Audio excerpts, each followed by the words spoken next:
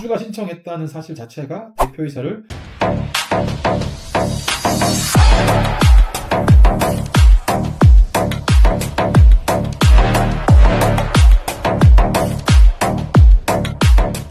변호사님, 이번에는 정말 많은 분들이 궁금해하실 것 같은 질문입니다.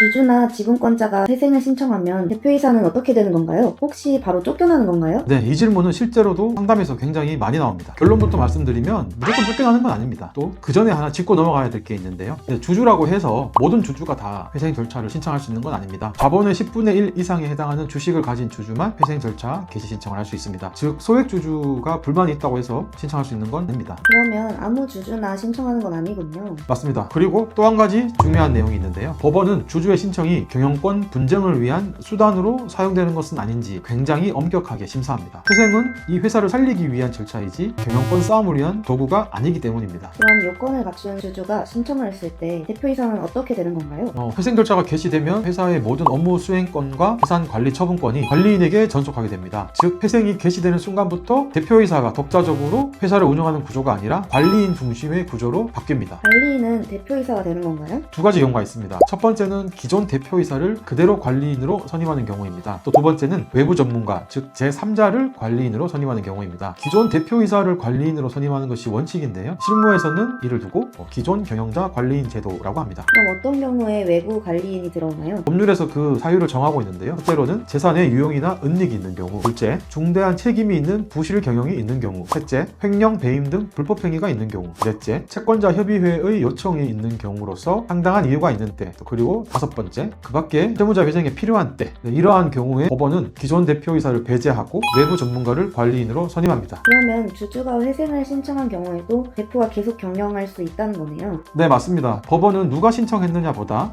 누가 회사를 가장 잘 정상화 시킬 수 있는지를 기준으로 판단합니다. 따라서 주주가 신청했다는 사실 자체가 대표이사를 교체하는 사유가 되지는 않습니다. 주주가 굳이 회생을 신청하는 이유가 뭔가요? 주주총회에서 대표이사를 해임하면 되는 거 아닌가요? 네, 좋은 질문입니다. 그런데 주주총회를 통한 대표이사 해임은 이론적으로 가능하지만 현실에서는 여러 이유로 쉽지 않은 경우가 많습니다. 예를 들어 대표이사가 지분을 상당 부분 보유하고 있다거나 이사회 구성이 대표이사 측에 유리하게 되어 있는 경우가 그렇습니다. 그런데 또 더 중요한 것은 이겁니다. 대표가 아무 조치를 하지 않고 있는 사이에 회사 가치가 계속 떨어지고 있다면 주주 입장에서는 계속 기다릴 시간이 없습니다. 회생 절차를 통해 회사 구조를 빠르게 정리하고 가치를 보존하는 것이 더 현실적인 선택이 될 수 있습니다. 일종의 마지막 카드군요. 그렇습니다. 그리고 여기서 또 중요한 포인트가 하나 더 있는데요. 회생 절차가 개시되면 회생 계획 인가 시점에 회생 계획에서 유임으로 정하지 않은 이사나 대표이사는 해임된 것으로 봅니다. 즉 회생 절차가 끝나는 시점에 대표이사의 지위가 최종적으로 정리될 수 있다는 겁니다. 그러니까 회생 신청 직후에는 대표가 유지될 수 있지만 회생 계획이 인가될 때 최종 결론이 난다는 거네요. 네, 정확합니다. 회생은 단기적으로는 기존 경영진이 유지될 수 있지만 회생 계획 인가 단계에서 이사진 전체가 교체되는 경우도 많습니다. 그래서 회생은 대표이사 입장에서도 주주 입장에서도 굉장히 중요한 절차입니다. 정리하면 이렇게 볼 수 있겠네요. 주주가 회생을 신청해도 대표가 무조건 물러나는 것은 아니다. 하지만 회생 계획 인가 시점에 최종 결론이 날 수 있다. 네, 완벽합니다. 회생의 목적은 경영권 싸움이 아니라 회사의 정상화입니다. 그리고 그 과정에서 대표이사의 지위는 법원이 판단합니다. 지금 회사가 위기에 처해 있다면 주주든 대표이사든 정확한 법적 구조를 먼저 이해하는 것이 가장 중요한 첫걸음입니다.